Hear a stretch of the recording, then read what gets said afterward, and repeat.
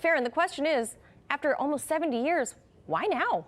Yeah, Manila, so the United States was given a warning roughly 3 weeks ago by Philippines President Rodrigo Duterte that if the U.S. didn't reinstate the country's national police chief's visa, he would end the Visiting Forces Agreement, known as the VFA, which allows American forces to train in the country. Now, Washington reportedly canceled the U.S. visa of Duterte's loyal ally, Senator Ronald de la Rosa, after he was linked to human rights violations when he first enforced the president's anti-drug crackdown. So, Faran, what's with the excessive force? Yeah, Manila, when you see SWAT vehicles and officers dressed in riot gear armed with rifles, you'd think that they'd be evicting, let's say, a high-crime felon or even a serial killer.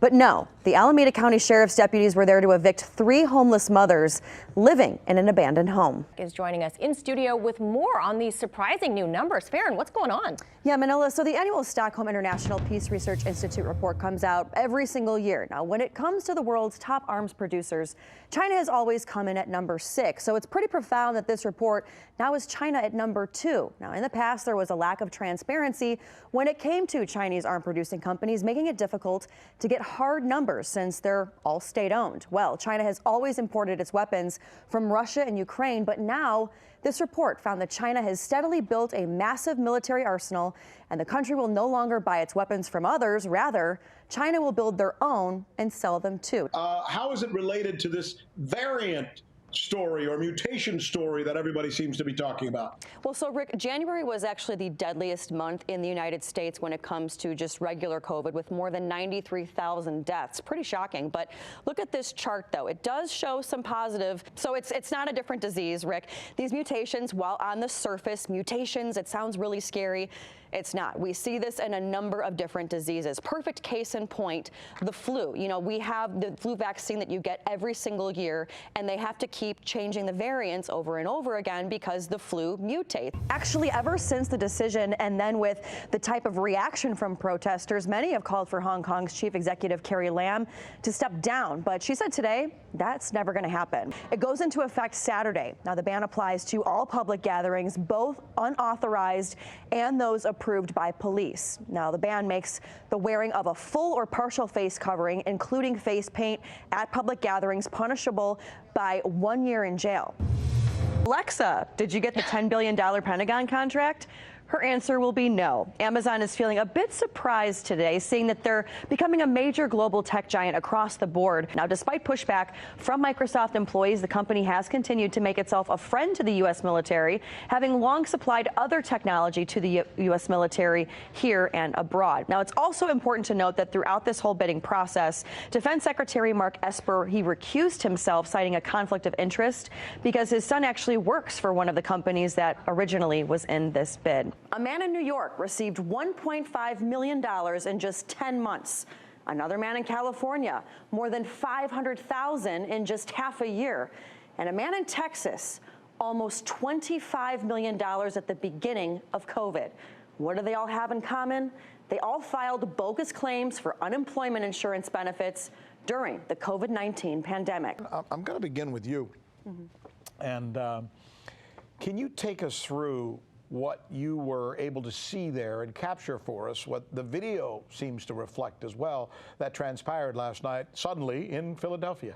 Well, you know, Rick, if you were watching the newscast last night, literally moments before we went to air, it was the moment where protesters met with police. And we were, like you had mentioned before, we were the first network to cover this. I was right there as it all was happening, you know, especially, you know, thanks to your coverage as well. Now, I'm going to keep it simple as far as last night after we left Philadelphia. Nearly a dozen people shot last night, including a 15-year-old girl. President Donald Trump immediately offered to help Mexico after this horrific attack, but Mexican President Andrés Manuel López Obrador said on Tuesday that Mexico will resolve its own problems with the drug cartels on their own. However, Obrador did offer his condolences. Now, the United States has offered to send FBI agents to this area where these 9 Americans were killed, all to help assist with the investigation. However, drug cartels and drug lords are so heavily embedded in Mexico's political, military, and banking systems.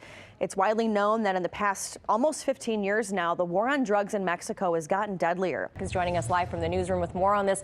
Faran, it looks like hashtag bye-bye, Johnny. What happened? Yeah, hashtag you're fired, right, Manila? Well, trying to piece together, though, what really went down, it's a little foggy right now because looking at President Trump and John Bolton's tweets, he either was fired or he resigned. So, you know, take a look yourself. Now, sources tell us tensions reached a boiling point these last few weeks, where there's reports that Bolton was actually excluded from meetings about the war in Afghanistan, something that has a national security advisor front and center on.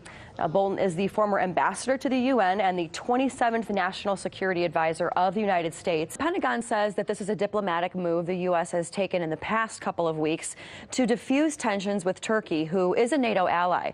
Now, Turkey is not happy with the United States because while we supported Syrian Kurdish fighters who helped lead the ground war against ISIS, Turkey considers them terrorists. Or are they going to be kind of shifted around from other locations, maybe in that region? Well, that's what's interesting, Manila. American military officials, they're not saying whether or not those forces are coming from the U.S. here, or which would increase the overall number of troops in Syria, or if those troops are going to be moved around, creating an imbalance with forces that are already on counterterrorism missions there. Now, before, only employees in the Department of Defense were given that benefit. But two Democrats are still not happy with the bill. Senator Bernie Sanders and Congressman Ro Khanna, who called the National Defense Authorization Act, quote, a bill of astonishing moral cowardice, saying Congress should not pass this new compromised version. Sanders saying there is no pressing reason for Congress to shower Trump. Now, this bill is one of the few remaining bills still considered a must-pass piece of legislation. Unlike most federal agencies, Congress has passed authorization bills for defense spending before the previous fiscal year in each of the last 58 years. History is ugly, and every group, ethnicity, and nation has done something we're not proud of. Both deniers and believers of the Armenian genocide claim to have history on their side. So what does history say for war crimes committed against Syrian civilians there? So what exactly are these investigators reporting? Yeah, so a report by the Independent International Commission was submitted to the Human Rights Council, and it shows how the past 9 years in the war in Syria have left some parts of the country just completely destroyed. Now, the UN is currently working to get the Syrian government and its opposition to agree on rewriting a new constitution for the country, hoping that it might end this almost decade war there in Syria. Now, check out this video that's been seen all over Twitter. This is footage coming after other video was seen of protesters throwing Molotov cocktails at police. According to human rights groups, around 800 police officers, they've been injured in these protests. Around 1,600 protesters have been hospitalized. And again, Steve, at least 20 people have died.